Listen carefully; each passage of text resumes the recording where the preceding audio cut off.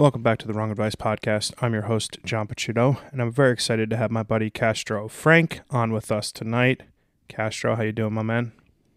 Everything's gravy, bro. How are you? Oh, I'm so good, man. I'm so very excited to have this conversation. Can you give a quick introduction to the listeners? Yeah. My name is Castro. I'm actually based in Los Angeles, born and raised.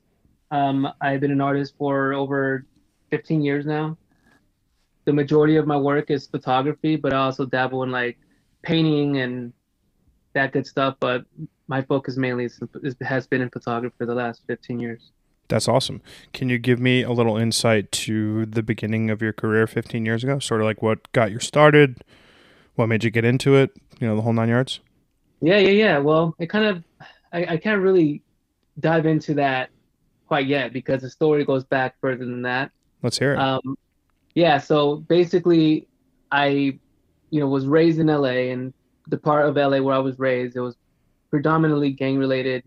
I saw a lot of, crazy shit growing up, with gangs and drugs and all that good stuff all around me. So art wasn't necessarily introduced to me as a means of becoming an artist. Mm-hmm. Um, and even before that, I never even imagined it. I didn't know what an artist was. I didn't know what photography was. Obviously, I always thought that was somewhat of a profession that you'd see on TV or something like that, but never imagined becoming an artist. Mm-hmm. And all of that kind of, it fell on my lap because I really didn't have a way out of the environment where I was growing up, and a lot of it was being kind of like, growing up, you're kind of being pigeonholed into a tough spot where you had to make choices, and it was either going to be gang life because a lot of my homies were a part of that, or it was going to be graffiti and art because a lot of my other homies were a part of that too. Mm-hmm. So I chose the art route, and I remember, being into graffiti at a young age, and I always had a disposable camera. And I obviously, if you know graffiti, a lot of times back then there was no digital cameras. You couldn't really, excuse that. You couldn't really snap photos and post it on Anywhere. exactly. It was just Yeah. like you have to sort of remember it by using a disposable camera, and that's a lot of times a lot of graffiti artists would carry those around. But I never really imagined it more than that. I just thought it was a tool to use to capture that moment and like a Kodak moment. Yeah. So it's like And one of those things where you would take a picture because you didn't know if the piece would last at all. exactly. Oh, man, nice. Exactly. But I remember when we got arrested, I was about 17, and I remember the police officer finding a camera, and I literally blamed it that I was the person just snapping photos for the graffiti, that I wasn't doing graffiti. So How'd that work it out? didn't work out. I went to jail. I was spent a weekend in jail. That wasn't fun. So yeah, it was one of those things where like it was all fun until you got caught, and the police obviously didn't buy it that I was a photographer or anything like that, and yeah, it was kind of like after that experience, I really started to realize that I was definitely not headed in the right direction. Graffiti was amazing. It's an amazing way to express yourself, and I support it still. And a lot of my friends are obviously still involved in a lot of crews and stuff, and that's always going to be a part of my life. But for me, I kind of like it was more internal because I saw a lot of my peers, a lot of family, they were definitely going the wrong route. People in prison that I knew, and I come you kind of almost accept the fact that your life isn't ahead that way, Mm-hmm. and it was more for my mom because of course like she came to this country as an immigrant, and she wanted us to have a better life, better than she ever had it, of course, and she had big dreams for us, and of course that was all part of like going to school and everything like that, and unfortunately I didn't get to finish high school. I dropped out at an early age, and then I just worked most of my life, but I came to the point of my life where I'm like, okay, I got to kind of switch up things a little bit, and I decided to pursue somewhat of the art, and I dove into photography just kind of head on. How old were And you? How old were you when you made that decision? I was at that time, I believe I was about like 20 years old, Mm-hmm. 19 maybe, Yeah. and actually I had to move out of the state, so I moved to Vegas, which a lot of people don't know the story really, but I moved out to Vegas and I met a girl there, Oh and wow. she was from Iowa, And so she ended up moving back to Iowa and she invited me. And of course, there was nothing holding me back. I had nothing really, I didn't really have a place that I called home or anything like that. So I ended up going there and I was doing construction one time in the middle of winter. It was like the worst Miserable, yeah. in Iowa. Yeah, it Yeah. was crazy. And I remember doing construction, and there was one part of this massive building, and this woman in a suit came up, and she asked me if I knew where I was drilling or what I was working on, and I said no, I had no idea. And she explained that it was going to be a photo lab, and she invited me to apply for a job as a photo tech. Oh, So wow. yeah, it was pretty crazy. I wasn't even I never developed film. I never worked with any sort of medium format or anything um, where I had to be in a lab or a lab coat or anything like that. And so yeah, she ended up hiring me, and that was my Isn't my that first job. like, that is some wild serendipitous shit, right? Dude, I always felt, and I think back now, I always felt like art was a calling. Like it chose me for a reason, and I don't know. I think obviously it's to create and to, I guess show the world a little bit of a little piece of where I come from, and but yeah, since I was young, I remember these little moments where like my cousin one time I was in Disneyland with her as she I was like 14 or 13 or something like that, and she asked me to take a photo, and like I posed all crazy, like like you see those memes that people make fun of photographers and they do these crazy poses. I did one of those, and she was like, you're really good. You should be like a photographer. And I didn't know what the fuck that was, right? So that was then, but then kind of like piecing everything together, right? So I have like the Disneyland situation, then I have the cop situation with the camera, and then years later I become a photo tech at a photo lab, and I meet this super old dude, and he's like he used to come and develop his film, and I always pointed out his some like just I guess his subjects and how cool his compositions was, and he always thought I had a good eye. He's like, you should be a photographer. If you're not a photographer, you should be when you have a good eye.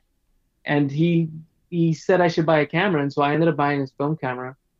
And yeah, I never looked back from that, man. It's kind of where it started. Dude, that's wild. I mean, so I have sort of like a similar background where as a kid, I hadn't realized as a kid I shot a lot of disposable cameras. I'm talking like, fifth, sixth, seventh grade, like before, the first digital cameras, like the Coolpix came out, the Nikon Coolpix. Remember those little Yeah, things? I remember those. Yeah, They're so like sick. so before those came out, I shot like a lot of disposables. Like, and I just found this out like I want to say a year ago when my parents sold their house. I was like going through all my old shit and I found like all of these 3x5, prints. And I was like, what the fuck? I was like, what? These are all pictures of my friends. I was like, who took these? And my mom was like, oh, John, you used to make me buy like 2 disposable cameras a week. I go, That's that sick. whole part 2 years ago when I had no idea what to do with my life and I went on this cross country journey to sort of find myself. Maybe you think that would have been like a good time to like drop that knowledge on me and like let me know Right, that, right. you know what I mean? But it sounds to Uh, me like you had like this sort of like serendipitous sort of relationship with the art. And what was that process like? Like, so you get the job in the film lab, you're now, working in the lab. And when does like your art sort of come into play with that sort of step and moment in your life? well, yeah, I always kind of like, I always imagine myself, um, you know, photographing what was real to me and kind of like remembering moments of my childhood and where I come from. It's something that I never forget because it really made a huge part of who I am Hmm. today. And I just I started documenting things that I relate to, and that's when I moved back to LA at that time and everything else. But oh, actually, not even then. Even in Iowa, we went to Chicago one time. I remember this. This is in 2003 or something like that, 2004. Maybe the years are not adding up, but I know it was around 2003. Hmm. And we went to Chicago, and I started to immediately like it resembled home because I'm like, oh, this is like I remember like kind of like the city and the fast paced life. Obviously, Iowa has no fast paced life at all. So you can imagine that. Like that was definitely a huge culture Yeah. shock for me. But being in Chicago is like, man, this kind of feels like LA a little bit, obviously because of skyscrapers and stuff like that. But then even more the city folks, where it was more of a melting pot of cultures and like people from all walks of life, and I can relate to that. And so I started to photograph like the streets, like the landscapes, some disenfranchised individuals, I don't know who they were, but I was just kind of like intrigued by it. And so that immediately caught my eye. And I think that was a moment where I felt like, okay, like if I'm gonna pick any side of photography, I want it to be more of like the documentary side. Hmm. Um, and so I moved back to LA and I just dove into the streets and I started to photograph, um, shoes on the wires and, burned down buildings or, like no trespassing signs and Section 8 type of, landscapes and the projects and like, yeah, stuff that I just related to and that was real to me. Like I was photographing my truth. I didn't go into, LA and start photographing like Hollywood or Beverly Hills or anything like that. It was more like, all right, I gotta make sure that I can relate to this type of shit, like not just make art to make it, but to really like speak my truth. And so I was attracted to street photography at that time. Yeah, I didn't know it was street photography really. Yeah, dude, I think that's beautiful. I think, it's funny how I started doing street photography as well, probably maybe like a couple months before I lost my job, I got really into it. Bought a like M6, drove fully deep into the rabbit hole, right? Yeah, And there's something about documenting your life in a way that exhibits the things that people see but ignore. And to me, there's something wonderful about taking the mundane and trying or being able to create beauty out of it. yeah. Um, when you originally got into street photography, did you have people who inspired you in the art? Did you have people that you looked up to? Man, honestly, there was this gang member that I remember who I looked up to when I was a kid, and I always remember him because like he was a dope dude in the streets and like he had the lokes on and the creased up Dickies or Dockers at that time, and he was just a badass dude, smooth looking cat, and I always liked his hustle. He was a humble dude, but very well respected as well, and his name was Dreamer, and he was from this gang called Clanton, and that's kind of the neighborhood where I was raised. But I remember this dude very much, and I always ask about him too. But he was like my hero when I was a kid, and I don't know if it's like it wasn't very artistic, but it was also inspiring because we didn't have superheroes and shit that we looked up to. Like I didn't want to be like my dad because my stepdad raised me. I don't want to be like him. I felt like he was an asshole at that time, but I mean, I love him. I think without him, I would definitely be in gangs and I would have definitely been into a lot more trouble than I was. But I definitely feel like we didn't have a lot of good role models growing up, except the hustle for my mom and that sort of thing. But um, in as far as art goes, my cousin was an inspiration when I was young. He was a graffiti writer, also respected in the graph community. And but no, I wouldn't say people like now I'm inspired more by artists than I was before. Sure. If that answers the question. Yeah, no, I'm super curious about so like, at the time when you're back in LA and you're like, you know, going through ups and downs, right? Gang life and rough neighborhood and stuff. Did any I mean, number one, there had to be some element of danger to documenting that kind of stuff, right? So like you're inherently putting yourself in harm's way, number one. And then number two, when you put yourself behind the camera like that, did it feel sort of like an escape, like putting yourself outside of the environment a little bit? I think it kind of was a sense of like I think it felt like I was doing an important job of documenting um, the truth, and I never felt like I was in danger. Really, I didn't feel out of my element. I never. I think if anything, it was on the contrary. I felt more like I was a part of the community, Mm-hmm. and it was like I can relate to this person. If we're talking on a struggle base, or if we're talking on like, just living that same walk, that having that same kind of walk of life, like we've experienced together. We could talk about it, we could relate about certain topics, but I never felt like I was in danger, or I never felt like, I was out of place. I always felt very respectful towards anybody that I approach, and I think that's something that, like, honestly, it was embedded in me by my mom for sure, Mm-hmm. but also by the streets too. Like you respect people, and you don't like you don't cross boundaries, and like you know when it feels wrong when you're crossing that fine line, and you just know, okay, I think I'm overstepping, and like Totally. you know when to retract. So Yeah, no, I never no. I appreciate fun. that. Yeah. I'm wondering a little bit about how your process sort of unfolds at that time in your life and your career, right? So, like, talk to me about your need and your want to create. It's something that I feel very strongly about now as a full-time photographer, where like if I go like say 3 4 days without shooting, like I just I'm like mad, right? I'm miserable. I'm like, Yeah. Jesus Christ, I can't do the thing that I love to do. So talk to me a little bit about what that process was like at that moment in your career, and then like obviously moving forward into the future. Honestly, I think that once I found, photography as an outlet of, again, documenting what I felt was the truth for me. Um, I never saw it like I never saw like, oh man, I have to go out and create. Like I think I feel that now more than ever.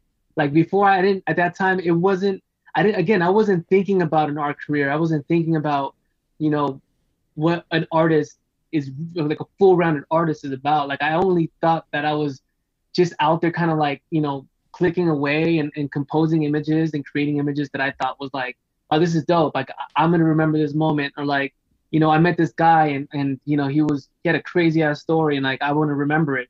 But it was never like about like I'm gonna go out and create, or it was like something on my agenda that I had to go do. It was something like just I can't explain it, man. It was a part of my life. I feel like I had to do it. Like Yeah, it was like going to the gym, yeah, like it was it built didn't feel like inside. yeah, Yeah. it didn't feel like I was kind of like I needed to escape. Like I know what you mean though, but like I'm trying to like really put like formulate the right expression of how to really tell you like I never thought about it like a way of having to create, or I never thought about it like a profession or having a title. Like I didn't really care about that stuff. I think it was more about like Just again an like innate desire to make photographs. just going out and just doing it because I wanted it to. Like there's really no other way of living. I think that's beautiful. I think that's come to me super late in life, and a lot. I unfortunately have a knack for telling people how jealous I am of them to have been able to find this thing that I love so much earlier in life. Yeah, Because it's just such a beautiful. It's made my life infinitely better in ways that I can't possibly articulate or measure, and for that I'll always be sort of jealous of people who've been able to sort of stumble upon it at an earlier life. yeah. Talk to me about like what the career has been like, right? So, the early days of Instagram and creating Tainted Mag, and sort of like what your whole sort of social media experience has been like, and how you've sort of evolved yourself as an artist over the last few years. Yeah, so again, I think that once I started to realize that, you know, people were calling me a photographer, people were saying that I was an artist or introducing me as one, I started to look at it more like, okay, this is really dope. I always wanted to be like a cinematographer. That was kind of like what I always wanted to do, to like be able to tell a story in a different way. And like I always thought film was beautiful. And of course, like I was always inspired by like television. Hmm. Um, and just the way things were just kind of like you were able to remember certain like a nostalgic moment where you put yourself in this moment and you think, oh yeah, I remember, I can relate to that. And I always thought I wasn't to be a cinematographer. That's kind of what I was going for. I never went to school for it or anything like that. But I think that once I started to really like take the role of a photographer and become a professional was when like I remember one time I was working at a hotel as a bus as a bellman, and I was grabbing this girl's luggage one time. It was super late at night, and she had flown in from New York, and I was helping her with her bags, and I take her to her room, but I was actually being really cool with her, and I just like I liked her style, that she looked like an artist, and so I just simply said that. I'm like, you look like an artist. I'm like, are you an artist? And she's like, no, I'm actually not. And she was like, no, I'm actually, I'm not an artist, but are you an artist? And I'm like, hey, I'm a photographer. And I just said it like that. And she's like, oh, I'd love to see your work. And I shared my work with her, and she was like pretty much floored by her expressions. And the next day she was looking for me, but I was off work. And then the following day when I come to work, there's a note left in the front desk, and my manager said this lady was looking for me, like she really wants to talk to me. And so I waited for her, and we got a chance to chat. And she ended up being a set director for CBS. Holy And shit! she wanted to buy my work for a show that she was doing, called Vegas, which was like taking place in Las Vegas, like in the 1950s, or something around that era. And so my work for her really reflected like the 50s in some of the ways that I was composing images with film. And I was at that time I was shooting expired Ilford film, Mm-hmm. and that was like my favorite film to shoot because it was like the blacks were so black, and like it just looked so grainy, and it was beautiful. It had, you didn't know kind of what you would expect from it. And so we got in contact, and she bought like I think 15 pieces for Oh the shit. show. And I think at that time, man, I felt like that's when I was like, okay, like I think I'm professional now because I'm selling my work to CBS. Yeah. That's legit, Yeah. Dude, I was going. again, like, I'm sorry, that is serendipity, right? You're fucking pulling someone's bag up to their room late at night. Like, you could have easily been on break. You could have easily been off that day. Like, Yeah, yeah. serendipity, man. That's fucking awesome. And I honestly think I photographed those images. I think it was like on a Pentax K1000, Mm-hmm.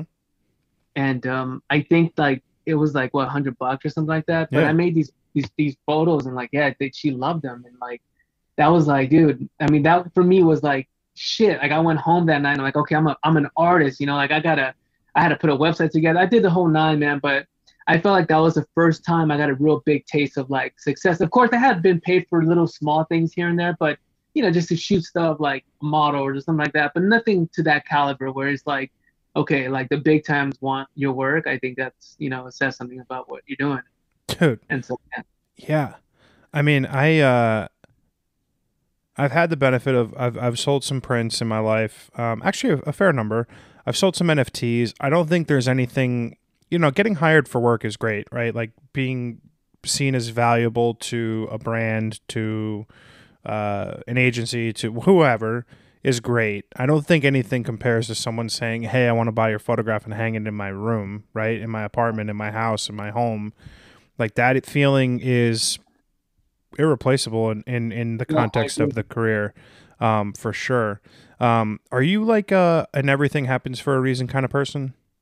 Yeah, I think I am. 100%. I'm not super religious, but I do have strong relationships with God.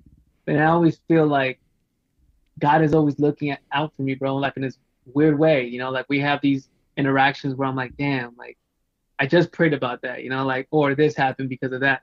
But I also do feel like, everything does happen for a reason, for sure. I agree, and in the two just glaring instances of I work in construction in Iowa, and the building I'm building is a photo lab, right? And then like I'm Yeah. pulling the bags of a person to their hotel room, and they're a set designer for CBS, and they buy 15 of my pieces. I mean, that is a pretty glaring, view of the universe telling you, "Hey, Castro, knock, knock, Yeah. knock." Right? Yeah. And honestly, it didn't even end there. I had another crazy situation where, like, so at that time, and again, I was shooting with $100 camera, this film. And I remember having like a Nikon D40. And I think it was like, at that time, that was my first digital camera. And it was like this shitty little digital Yeah. Nikon camera, but I was doing cool things with it. It was nothing special. It had a built-in flash and everything like that. But I had an exchangeable lens. And I thought, oh shit, I'm professional, like, Yeah. Yeah. it came with a bundle like of a 200 millimeter lens, 70 to 200. Yeah. And so I thought I was killing it. Like, yo, I'm crushing it, bro. I got a sick camera. Like, I'm set, But that didn't take me very far because I think it was like 16 megapixels or something crazy. Like Yeah. it was Yeah. nothing. That was big back in the day, though. I was big back then, yeah. But dude, it got better. Like working in this hotel, this fucking guy that was a photographer for True Religion, Wow. was staying in the hotel, and he was from Denmark, I think. And his card was declining. And he became my friend after a few days. And he said to me, like, hey, the hotel had to lock him out of the room because he couldn't, pay for anything, and all his shit was in the room. And he said to me, can I borrow money? And I'm like, I don't got money for you to fucking borrow. I'm a bellboy, like I got no money. Yeah. He goes, do you know anywhere where I can sell my camera? He had a 5D Mark II. Mm-hmm. At that time, that was the hottest camera. Yeah. Top of the line. Top of the line, bro. Dude, he sold his camera to me for $400 Huh. with a fucking L series lens, which was like that's 24 to 70 millimeter L series lens. That whole thing was like at least $3,600 at that time. And he sold it to me for $400. And I went and I asked my ex girlfriend at the time to please let me borrow money, and she let me borrow $400, and I got it. And bro, like ever since then, I was just crushing it with that, like street photography on like crack. I was out there killing it, capturing everything. I was selling prints. Dude, it really blew up. At that time, I felt like, okay, I'm legit as fuck. Now I can also do cinematography on this camera. Like it was game over, man. That's crazy. Dude, that is insane. I I know I mean just that. I want mean, so like, I'm very similar to you. I'm like a really spiritual person. I'm not huge into religion, but like, when you're open to the universe providing you with like signs and sort of like points in the right direction, like I think good things happen, right? So similarly, I lost my job in the middle of the pandemic in 2020, and I had really no idea what I wanted to do with my life. And I just packed my Jeep and I started driving around the country with my cameras and taking pictures. And it dawned on me that this is what I need to be doing, right? Like that feeling that I got making yeah. art while I was on this trip was like filled me up, right? But like to have multiple instances where the universe is just really conspiring to tell you, like, hey, Castro, this is what you need to be doing. Like, fuck Yeah. all this other stuff. This is what you need to be Yeah. doing. I mean, that's wild.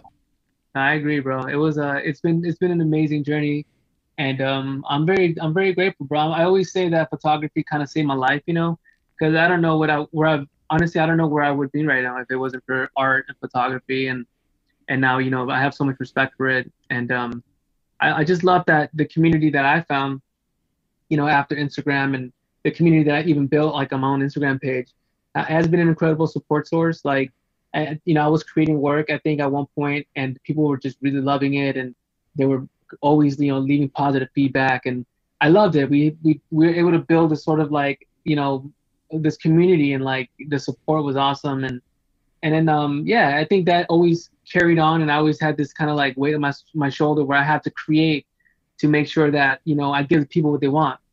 And I think a lot of artists have that pressure, and especially when social media started coming around, like I felt it even more. But I didn't want to lose myself in creating for somebody else. I think this whole journey started really because I was being authentic to myself and my craft, and I wanted it to always represent who I am as a person. And I think that I took a step back because I wanted to make sure that I was creating authentic work and it wasn't forced. And so I just decided to kind of like step back a little bit and just do other stuff as well, other stuff that I love, like painting and film photography, and like not necessarily have to share it online, but just really be like, I like to sit on my work. I have a crazy amount of archives, and like I just sit there and like I look through my old stuff. And now that this NFT space is here, it's like, dude, it's even more exciting to go back through your archive and like try to formulate a collection or something like that. Like Yeah, it's exciting times, man. I'm just super inspired again. Is what I'm trying to say. that's awesome. And I'm yeah, you mentioned pressure to create and sort of like pressure to perform, and I find yeah, social media to be exhaustive at times because it's a time suck, it's an emotion suck. It's like you're constantly comparing yourself to other people. When you look at your own work in relation to the other like people that are creating on Instagram or Twitter or NFTs, etc., do you ever doubt yourself? Do you ever struggle with imposter syndrome? Do you ever question your own abilities or confidence in the work that you create? no, no, no, not the work that I create.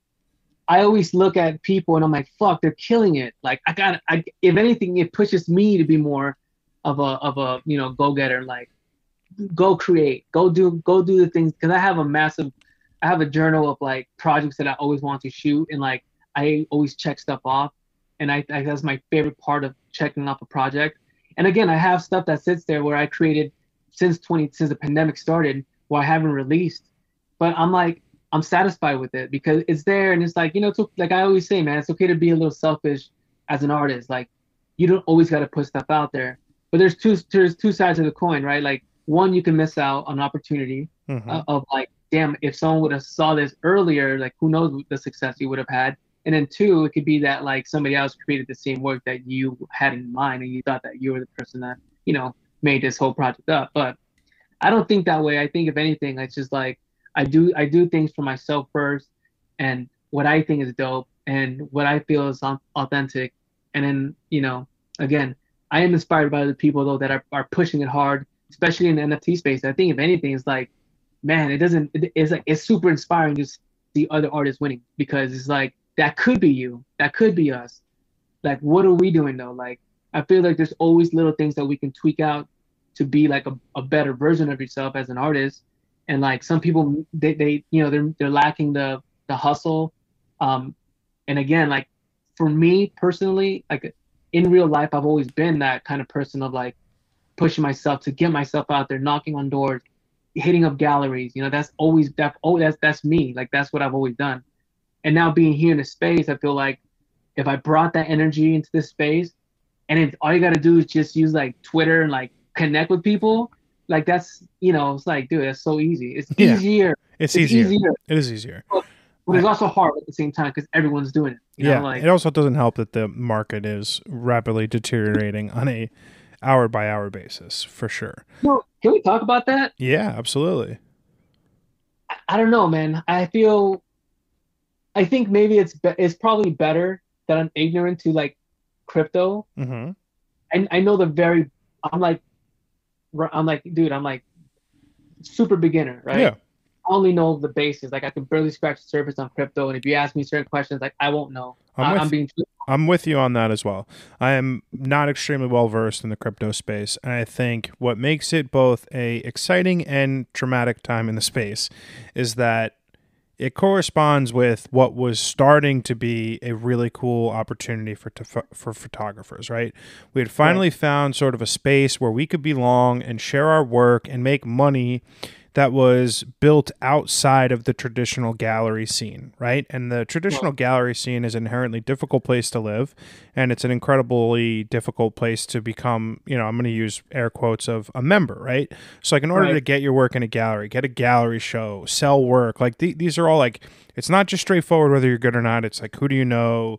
Who wants to support you? It's like, it's hard, right? And what was nice about the NFT space as short as 3 months ago was there was no barrier to entry. You can open up an OpenSea account, you can mint some fucking work, and you could put a collection together and share it with the world. And if people saw it and liked it, they could buy it. And you didn't have to go through a gallery, and you didn't have to go through finding a curator who saw something in your work. It was you alone that was able to curate and create your own collection. Right. The problem with that is that in the last 6 months, the price of Ethereum has dropped by about, about 65, 70%. And there are severe, shaky points in the marketplace right now. People have lost millions of dollars, billions of dollars in crypto. That makes it now an inherently difficult space to get traction and make sales for because, like, say for argument's sake, you used to sell a piece at 1 ETH and your collectors had millions of dollars in ETH and they were like, cool, I can buy 5 of these pieces at, an ETH each. But now ETH is, 70% less. A lot of collectors have lost a lot of money. So their proclivity for investing and purchasing has dried up. So what happens is when you're in a bear market like we are in now, the money pulls out of these tertiary sort of investment places like crypto, right? They come out of places that are not rock solid and they flee the market. So to me, I look at it as like, it's going to be rough out here for a while. No big deal. I'm not in it to make a living, right? I'm here just to have fun and fuck around and enjoy myself. Right. So it's inherently not the best time in the world, but if you look at it from a collecting perspective, I think there's tremendous value to purchasing and buying assets right now. If you buy my NFT for one Ethereum right now, and it's $1,100, and 18 months from now it's back to $3,000-$4,000, a coin, a token, you've made a lot of money just inherently buying my piece now. Right. So there's a lot of weird shit that's going to go on in the next 6 months in the space. I mean, the stock market's fucking tumbling like a motherfucker too. I mean, you look at fucking oil prices are going through the roof and commodity prices are going through the roof and inflation is crushing everyone across the board. We're not in the best place as a society right now. I agree with that. But I like what you said though at the end. It's like right now if you're investing into a NFT that's 1 Ethereum, right? and right now it's $1,100, and in 3 months it jumps back up because we don't know what the market's going to be like in 3 months, right? No idea. I mean, we've seen it fluctuate. Yeah. Well, it hits a positive, and now you're sitting on a fucking gold mine that you invested when crypto was low. That's how I'm seeing it. I see it similarly. For instance, I bought a couple photographs last week, a couple NFTs last week, and I think I paid like 0.1, 0.2, 0.08. Like I bought 3 or 4 pieces. And I look at it now and they're worth half as much as I paid for them. But I also look at them when I bought them as this is half as much as it would have been 3 months ago.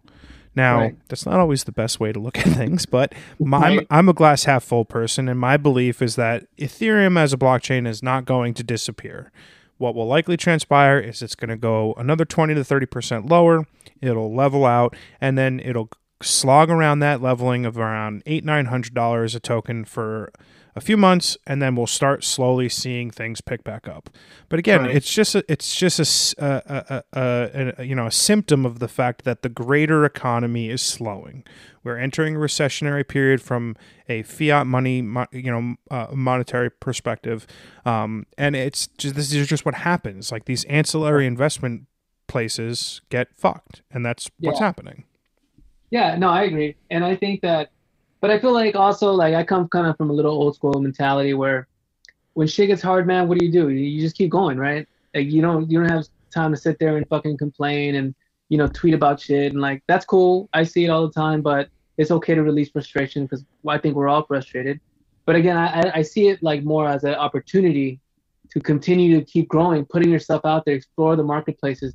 I mean, I'm even seeing big hitters like asking like, hey, I want to buy some stuff right now, like. Market's low, like what do you guys got? Mm-hmm. Like people that I have never even seen tweet something like that. They're like they're trying to open the doors.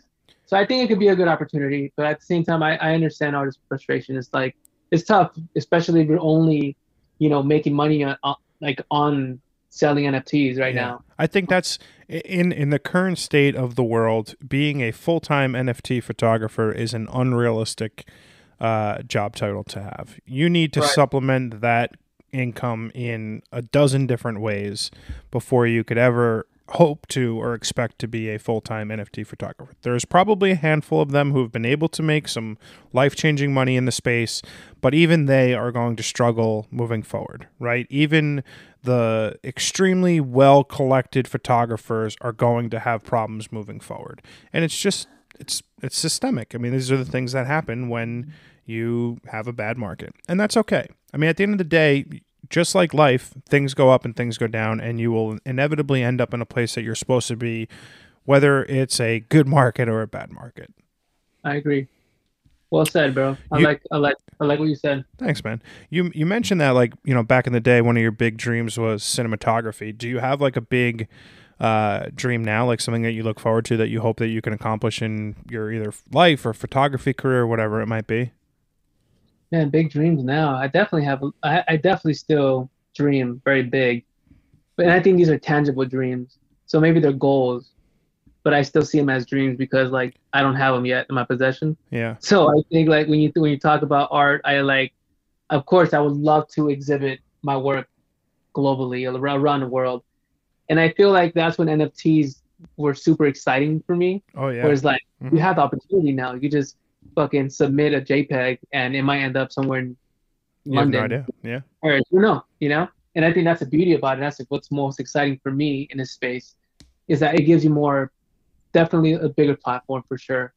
But apart from that, everything is just kind of like, and I want my businesses to flourish and I want to be successful in a sense where I want to be able to focus on art full time and be able to support my dreams, having a gallery one day, both physical and digital would be amazing. That's a big dream of mine. Yeah, that's awesome. And just continue, but I'm slowly doing that right now with what I have at my disposal, and being able to utilize that, it may be in a different way, right? Like making my dreams come true, maybe in a smaller way. I think it's pretty cool. Like seeing the Tainted magazine, where that's going right now.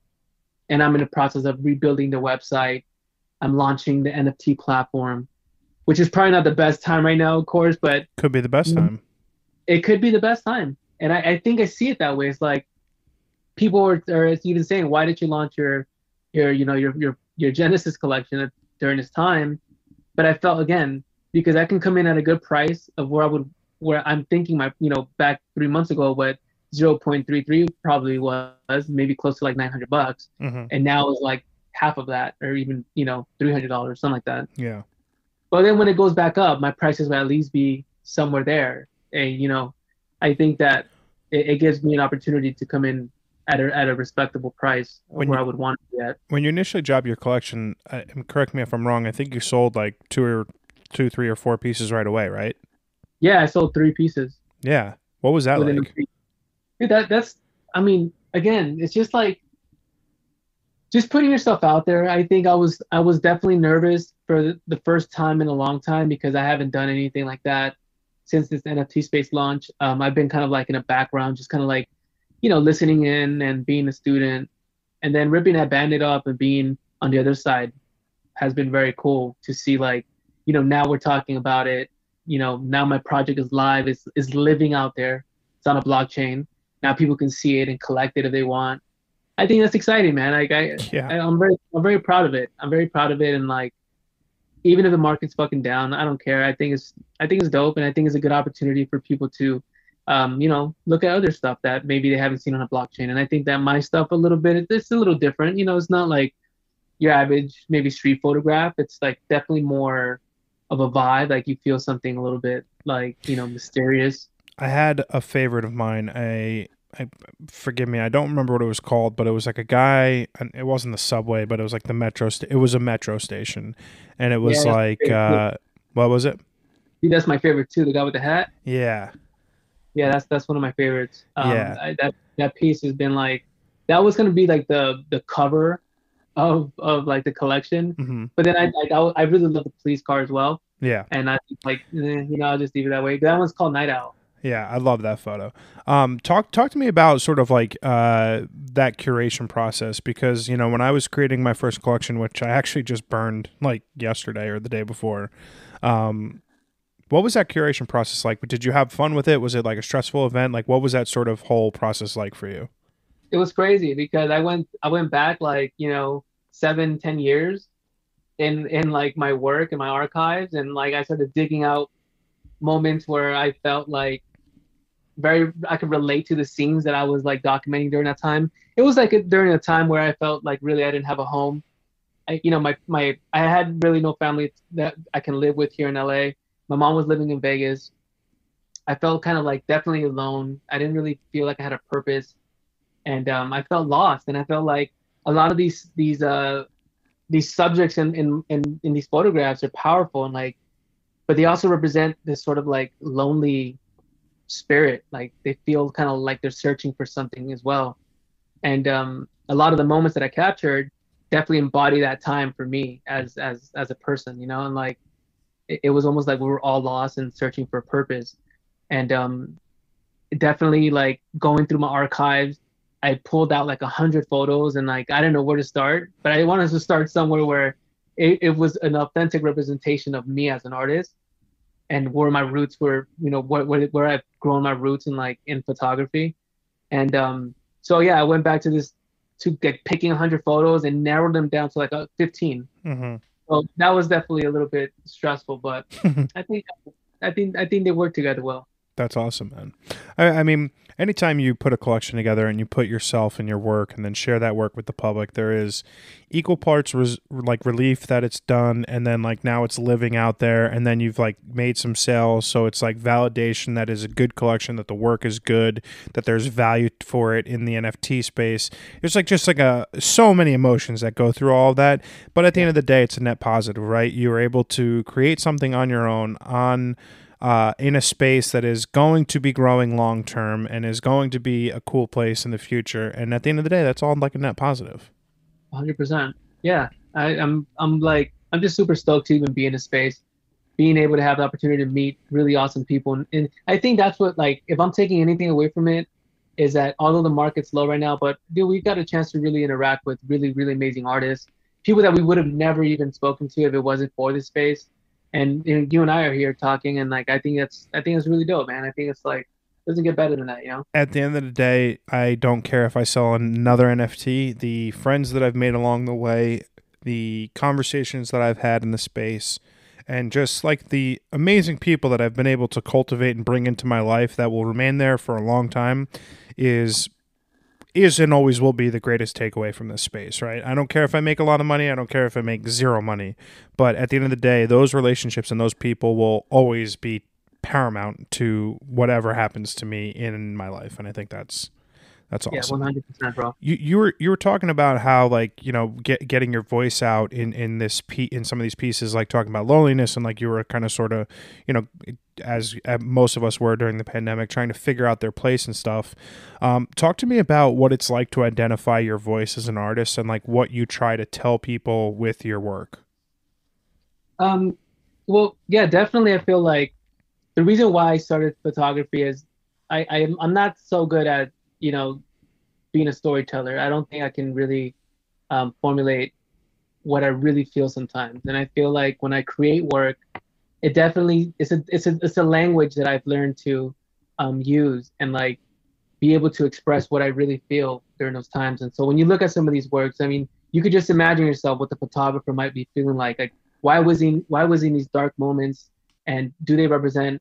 Is that exactly how the person might have felt during that time? And that's kind of what I've used, I think, for me personally. Like, whether it's something cultured or if it's something that is deeply saddening, or documenting a moment of history where, maybe there's disagreements in life with politics and all this other shit. Like, I get to use that to tell my version of the story. And it's not always like, again, it doesn't always have to represent like a sad part of it, but unfortunately it's like I'm only documenting the reality around me and the reality around my life. And it's not really always meant to tell like a sad story or like a pretty one. It's just the truth, Mm-hmm. really.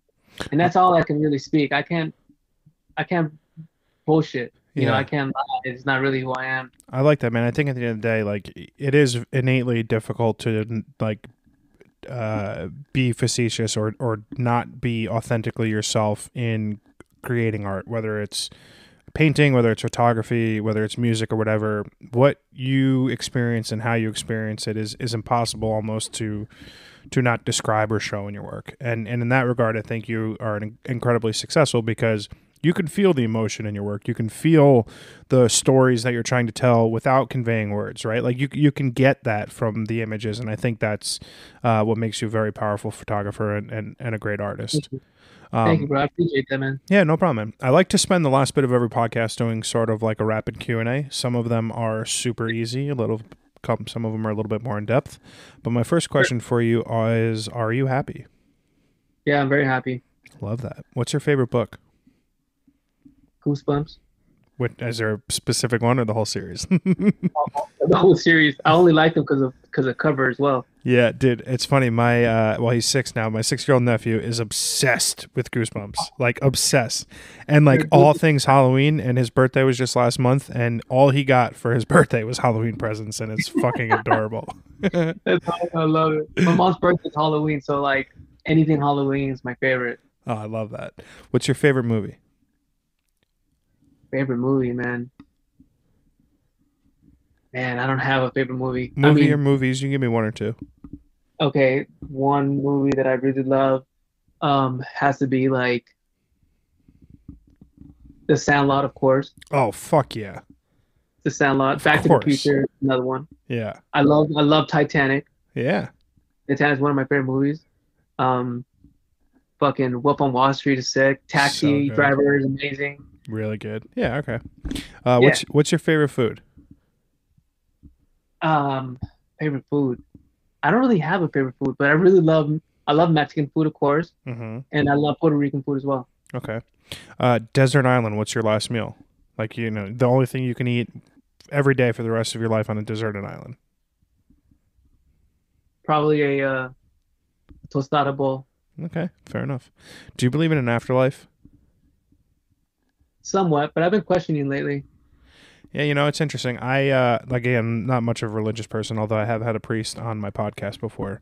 I think about just like the grand scheme of like just the sheer improbability that we are here having this conversation today, that we just actually exist in the physical world is just like preposterous, right? Like I think it's Yeah. like 400 billion to one just to be born. Like that to me strikes me as something that is so highly unlikely and improbable that there has to be something after, right? They couldn't just be this. So that, that's sort of where I go with that. I hope so, man. I mean, I always question like, are we are we really gonna be remembered? Like I remember like a couple weeks ago, my sister said that they were talking about me, and I was just thinking like to myself like, how will we know when someone remembers us? Like if Mm, I didn't feel them talking about me in a physical form, like how would I know when I'm dead or when I'm gone that they're gonna remember me? that's a great question, man. Um, I think about that a lot too. I think my hope is that the way I treat people and my deeds here in the time that I'm here will leave a lasting memory of who and what I am and what I represent. And, if at the end of the day I'm missed and I'm, for not forgotten, but like always wanted to be, remembered. I think at the end of the day, that's really all you can ask for. It's Yeah, tough. I agree. I agree. And also it's about like being selfless sometimes where Oh yeah. like if I'm leaving this earth with memories, knowing that like I love my family, I love my wife, I love my friends, and I was always there for them, like I think that's enough. And if I'm Totally. not remembered, that's cool because it's not a selfish act. It's more like I I agree. remember them and I love them, and that's just good enough. I agree completely. What are you most proud of? Man, it's a hard question. Yeah, I know. Like, I immediately think about my family, of course, Yeah, but then I also immediately like think about my life and where I am, and how I haven't given up, and I just been kind of just following my dream and my purpose, and like that's continuing being that. real. That's a lot to be proud of. That's pretty good. Yeah, yeah, 100%. I mean, you answered that pretty easily for someone who thought it was hard. What's the best piece of advice someone's ever given you? The piece of advice that someone's given me. Um, My I b- guess one thing that I always think about and I can't stop saying is like just be true to yourself. Like yeah, whether that's creating, being true to what you're really saying, being true to your friends. And I feel like that all has to do with karma, like good oh yeah, karma. And so yeah, I just always being real, just keeping it 100, like just being yourself and being authentic. That's definitely like what I've always I love that, inspired me. man. I've been harping a lot lately of don't worry about the wreckage of the future, right? Like so, like whatever is going to be, and there's probably very little that I can do by way of, impacting what's going to come in my life. And if you can stop worrying about what may or may not transpire, I think you can live with a lot more grace and give yourself a lot more space to live. I agree. My last question for you is: give me a recommendation for something that you've recently consumed. Could be a book, a podcast, a movie, a TV show, just something that you recently consumed that you would like everyone to check out. Hmm.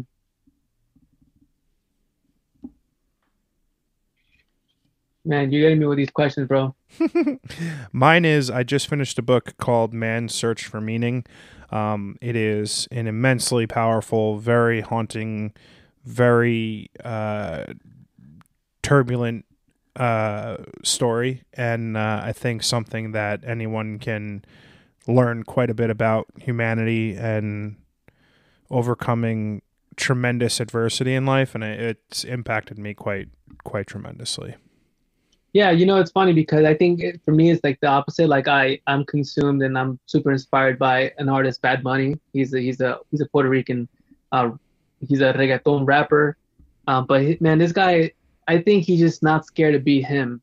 He's not scared to put work out there that people might judge. He doesn't care. He puts himself out there, and I love that about him. I think that it's super impactful in a way that we're both Latinos, and like he just doesn't give a fuck, Yeah, really. He just has his middle fingers in the air. And it's like you can love me or you can ride with me, and like I really love that attitude that he like really represents, like the people that have dreams, the people that might be immigrants coming to this country, and like searching for better and like, trying to chase their dreams. And I love that. Yeah, I mean, he's also creating a hell of a career for himself, just even outside of music, right? I mean, he's fucking doing everything these days. Yeah, he's about to be a superhero. I know, it's crazy. Like it's honestly crazy. He's like legit. He's transcending, and I think a lot of that boils down to what he's been able to do with his music. That he is so relatable and so able to transcend just what he does from a music perspective. That he's now doing a million amazing other things, which is just really fucking cool. Yeah, yeah, no, his album that he dropped recently is called Un Verano Sin Ti. It's sick.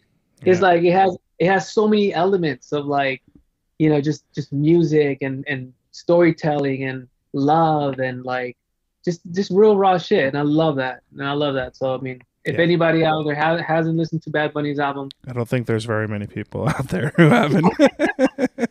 But if you are one of the people who haven't, please feel free to check it out. Castro, man, dude, thank you so much for coming on today. I know you've got a big move coming up this week, and you got a lot on your plate. I'm immensely appreciative that you've taken this hour out to come chat with me today. It's been an absolute pleasure for me. I have an immensely cheesy line. If you've been on my podcast, you're part of my family, and yeah, man, thank you so much for coming on, and I'm just so happy and appreciative that you gave me your time. John, thank you, brother, for your time. I appreciate you, bro. You're my man. You're my bro. And anything I can do to support you and whoever's listening, community, please reach out. I have Tainted Magazine, where I've been inspired by so many different artists, and my journey's been supporting other artists since 2018, and I've been curating this shit by myself. And I would love to hear from you guys, and let's connect. My DMs are open. You can hit me up, and I would love to support you. Thank you, guys. Oh, that's fucking awesome, man. Thanks so much for your time, and take it easy.